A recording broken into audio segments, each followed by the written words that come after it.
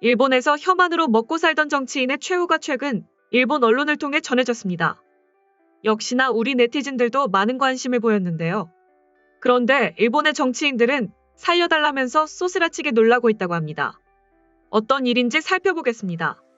소설가이자 일본 극우 보수 정치인의 대명사로 불리던 이시하라 신타로 전 도쿄도 지사가 1일 사망했다고 교도통신 등이 보도했습니다. 고베 태생인 고인은 1956년 히토스바시 대학 재학 중에 소설 태양의 계절로 일본에서 권위가 높은 아쿠타가와상을 받은 소설가였습니다. 태양족이라는 유행어를 낳으며 일약 일본 분단의 총화로 주목받은 그는 집필 활동을 하면서 1968년 참의원 선거에서 자민당 의원으로 당선해 정계에 진출했습니다. 이후 4년 만에 중의원 의원으로 변신해 통상 구성 관록을 쌓았습니다.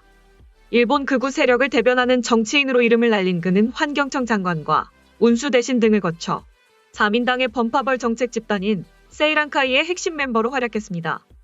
1989년 자민당 총재 선거에 나섰다가 패한 그는 1995년 중의원 의원을 사직하고 미일 관계 등을 다룬 노라고 말할 수 있는 일본을 공동 집필해 화제를 모았습니다.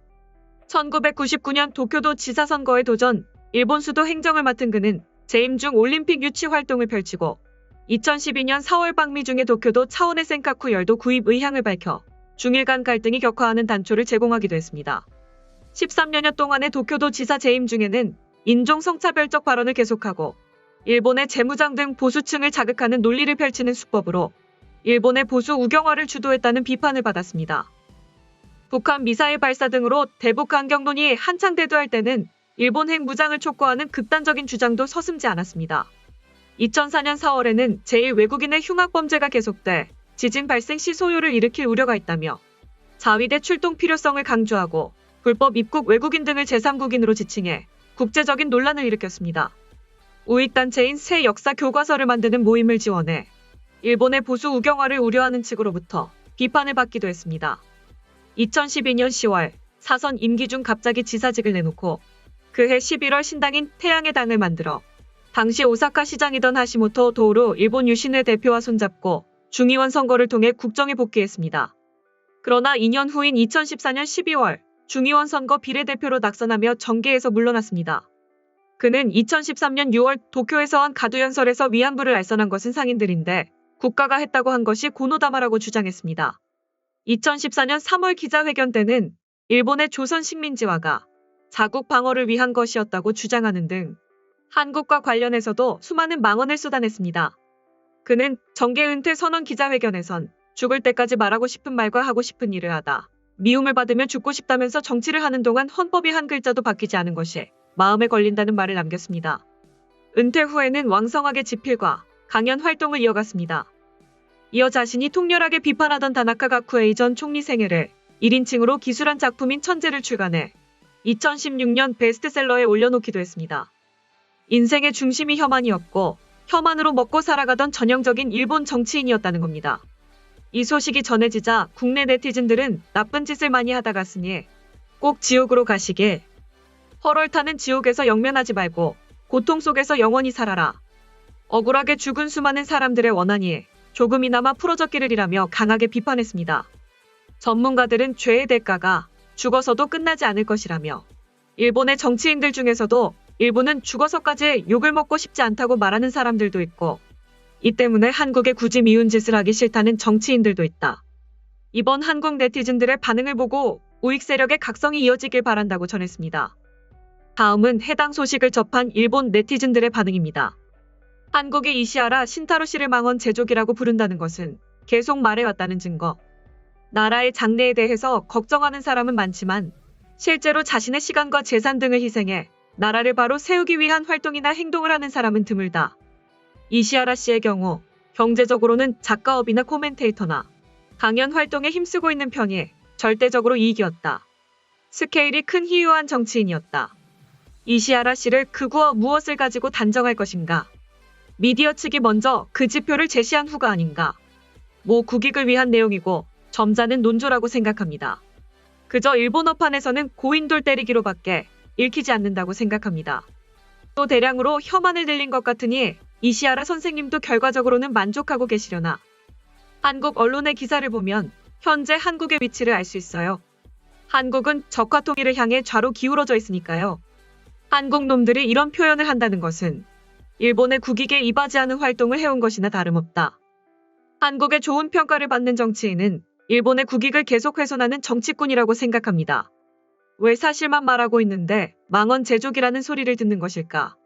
아마도 이시하라 씨가 사실을 헤아리지 않다고 발언하고 거기에 반발하는 사람은 자신들에게 편리한 스토리를 사실이라고 말하고 있을 것이다. 사실의 개념이 다르기 때문에 대화는 할 수 없다. 돌아가신 분을 그런 표현밖에 할 수 없는 낮은 문화, 낮은 민도를 느낀다. 과거의 한반도에 존재했던 나라들로부터 많은 것을 배운 시절도 있었다.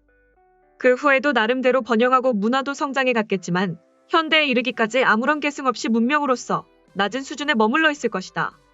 돌아가셔도 욕이야. 이 기사야말로 정책 위반이고 숨겼으면 좋겠어. 그만큼 그쪽이 불편하신 분이 돌아가셔서 아쉽고 한 번쯤 총리가 되어주셨으면 하고 바랬어. 이시하라 씨에게 정론을 찔리는 일도 많고 밉기도 했겠지만 돌아가신 사람에 대해서도 계속 매도하는 그들을 잘 모르겠습니다. 북쪽에서 욕하는 법도 남쪽에서 욕하는 법도 50보 100보네. 이 정부와 신문사는 제정신이 아니니 일본은 엄중한 태도로 임하라. 이시하라 씨는 대륙 극동 제국에는 엄격한 태도로 임했으므로 좋았다. 이시하라 씨의 조의를 표합니다. 과연 파묘법을 제정하려는 나라들만이 있을 따름이다. 시체를 붙잡고 몰려나와 걷어차는 것 같은 음습함을 느낀다. 또 극우 망언 제조기라는 표현은 연합통신이 쓰던 것이지만 국가를 대표하는 통신사가 욕설 수준의 표현을 쓰는 시점에서 국가의 성숙도에 크게 의문부가 붙는다. 혐일 감정이 가득한 나라가 일본의 모든 것을 부정하는 것은 당연. 한국 언론이 일제히 이 표현 망언과는 근거 없이 허위 발언을 하는 것으로 사용되지만 일련의 한국 주장의 근거는 극히 미미한 생존자의 근시 증언뿐. 굳이 많은 당사자가 있을 때는 증언을 들은 기억이 없다. 어떻든 간에 물론 많은 일본 국민이 추모의 뜻을 표하고 있는 고인에 대해 이런 표현을 쓰는 언론의 한국 정부도 노코멘트라면 이는 정상적인 국가 간의 관계가 아니다. 국교 단절은 여러 가지 형태를 생각할 수 있지 않을까. 정부는 외교적 배려보다 이제 국민 정서에 맞게 행동하기 바란다. 스스로와 다른 가치관을 그 배경도 잘 조사도 하지 않고 그저 매도하고 기뻐하는 것 때문에 많은 일본인이 싫어하는 것입니다. 중앙일보는 동일본 대지진의 해일을 보고 일본 침몰이라고 제목을 치고 기뻐했는데 괴로운 일을 당한 사람이나 심지어 죽은 사람에게까지 자신의 가치관과 맞지 않으면 매도하는 사람들과는 관계하고 싶지 않다. 본 정치의 한국과 다른 점은 여러 가지를 말하는 사람이 있어서 좋다는 것. 이시하라 씨 같은 역사관을 가진 사람이 있어도 돌을 던질 일도 없고 하토야마 씨 같은 역사관을 가진 사람이 있어도 정치범으로서 잡히지도 않으며 이시바 씨도 아베 씨도 따로 자신의 사관을 말한다고 해서 국민이 데모를 일으켜 날뛰지도 않는다. 지금까지 일본 정치인 사망 소식의 한국 반응을 접한 일본 네티즌들의 반응이었습니다. 내용 유익하셨다면 구독과 좋아요, 알림 설정 꼭 부탁드립니다. 여러분의 작은 행동 하나가 대한민국의 국격을 높입니다. 이 세상 모든 소식을 담은 올인박스는 내일도 최선을 다하겠습니다. 감사합니다.